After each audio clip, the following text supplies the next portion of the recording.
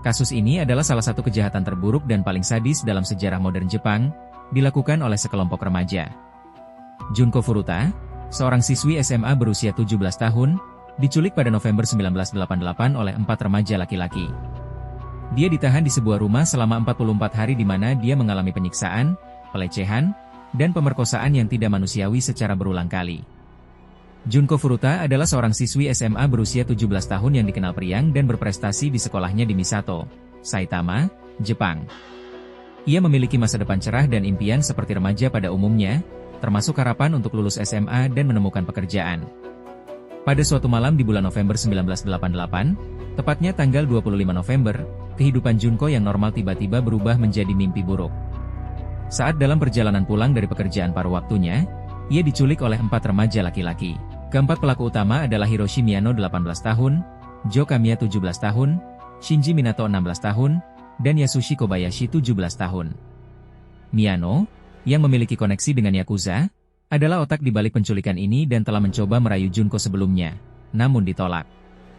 Junko dibawa paksa ke sebuah rumah di Adachi, Tokyo, yang merupakan milik orang tua Jo Kamiya.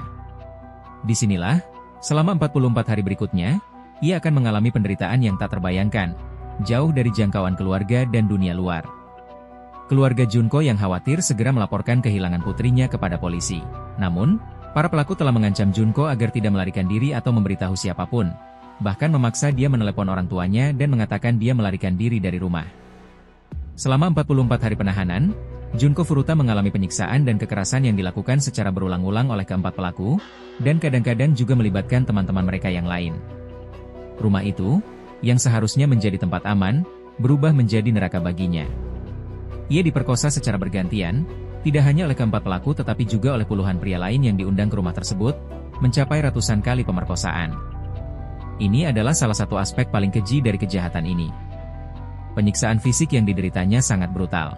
Ia dipaksa memakan kecoa, minum urinanya sendiri, dibakar dengan lilin dan korek api, dipukul dengan alat berat, dan bahkan bola golf dimasukkan ke dalam vaginanya yang menyebabkan pendarahan internal. Para pelaku juga melakukan hal-hal keji lainnya seperti memaksanya melakukan masturbasi di depan mereka, mengalirkan air ke hidungnya hingga hampir tenggelam, dan memukuli wajahnya hingga bengkak tidak dikenali.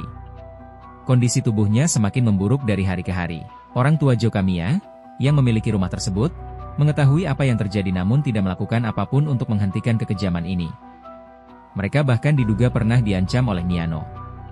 Keberadaan mereka menambah dimensi gelap pada kasus ini.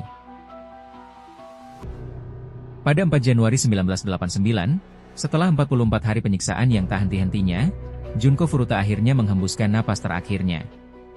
Penyebab kematian utamanya adalah pendarahan internal yang parah akibat luka-luka yang dideritanya.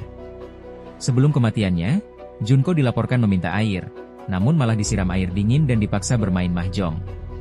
Ia kemudian kolaps dan kejang-kejang, menunjukkan betapa parahnya kondisi fisiknya. Melihat Junko meninggal, para pelaku panik. Mereka memutuskan untuk menyembunyikan jenazahnya guna menghilangkan jejak kejahatan mengerikan yang telah mereka lakukan. Mereka memasukkan tubuh Junko ke dalam tas besar, lalu membawanya ke sebuah drum baja.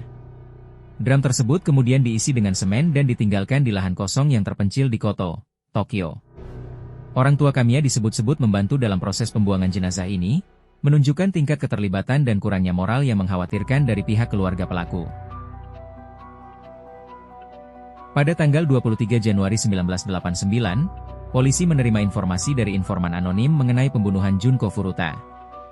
Informasi ini membawa polisi ke lokasi pembuangan drum beton berisi jenazah Junko. Setelah menemukan drum dan membukanya, polisi menemukan jenazah Junko Furuta dalam kondisi yang sangat memilukan dan termutilasi parah akibat penganiayaan dan proses pembuangan. Dengan bukti kuat dari lokasi kejadian dan pengakuan awal, polisi segera menangkap keempat pelaku utama, Hiroshi Miyano, Jo Kamiya, Shinji Minato, dan Yasushi Kobayashi. Penyelidikan yang mendalam mengungkap detail-detail mengerikan dari penyiksaan yang dialami Junko, memicu gelombang kemarahan dan kejutan di seluruh Jepang. Media massa memberitakan kasus ini secara luas.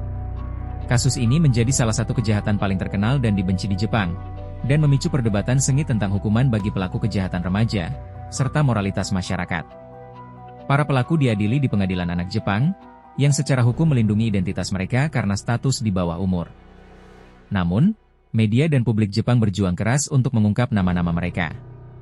Terlepas dari kebrutalan kejahatan mereka, hukuman yang dijatuhkan dianggap terlalu ringan oleh banyak pihak. Hiroshi Miyano, otak kejahatan, menerima hukuman terpanjang 20 tahun penjara. Sementara yang lain mendapat hukuman lebih singkat. Jo Kamiya dijatuhi hukuman 17 tahun, Shinji Minato 13 tahun, dan Yasushi Kobayashi 10 tahun. Ini menimbulkan kekecewaan besar bagi keluarga korban dan masyarakat yang menuntut keadilan lebih keras. Kasus Junko Furuta menjadi simbol kekejaman tak terampuni dan mendorong perubahan dalam sistem peradilan pidana remaja Jepang. Ada desakan untuk mengkaji ulang batas usia pertanggungjawaban pidana. Meskipun bertahun-tahun telah berlalu, kisah Junko Furuta tetap menjadi peringatan mengerikan tentang kegelapan yang bisa bersembunyi di balik wajah manusia. Kisahnya akan terus dikenang sebagai salah satu tragedi terbesar yang pernah menimpa Jepang.